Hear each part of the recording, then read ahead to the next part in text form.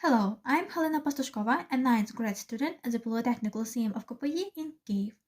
I would like to show you my research on the use of algorithms in programming.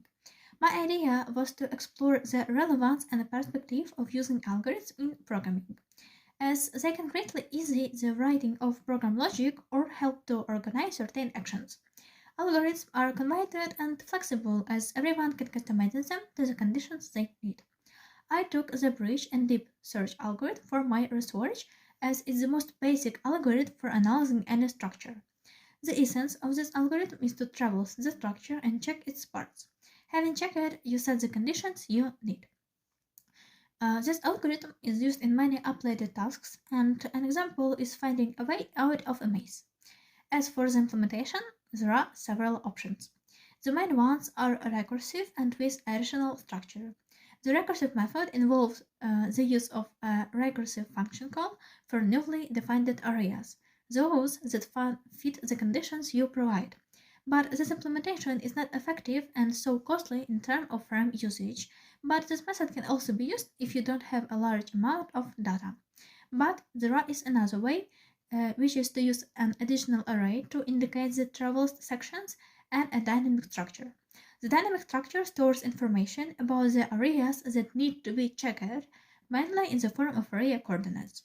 I use this particular implementation in my game. I would like to know that there is almost no difference between the search algorithm in breadth and depth. The implementation is identical in terms of code.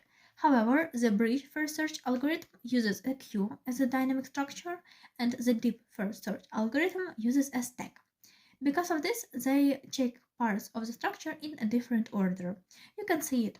The bridge search algorithm moves away gradually, and the deep search algorithm will check the lower parts of the structure first.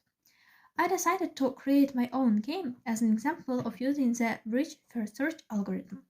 In my opinion, it will be easiest to demonstrate the algorithm works on the game board, as it's represented as a two-dimensional matrix. The game was developed in the C# programming language, and the game board is made up of dynamically created label elements. The essence of this game is to paint as many cells of the playing field as possible in one color. During the game, you compete with the computer. You start your turn in the upper left corner, and the computer starts in the lower right corner. At the beginning of the game, the board is randomly filled with colors, and your area consists of one square, but the number of squares can vary.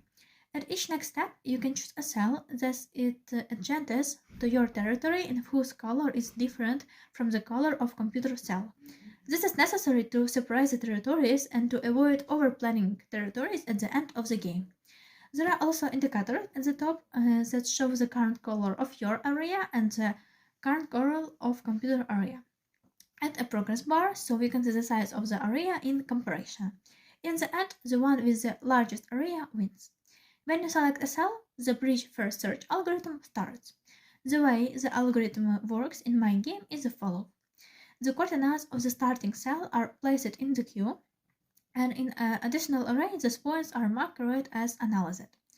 As long as queue is not empty, the coordinates of the points are removed from it, and all four adjacent cells are analyzed. If they meet certain conditions, and in my case they are identified by color, the coordinates are also added to the queue. The algorithm also works when the computer chooses its move. You can also find my project on GitHub by using the QR code. Where can the game be used?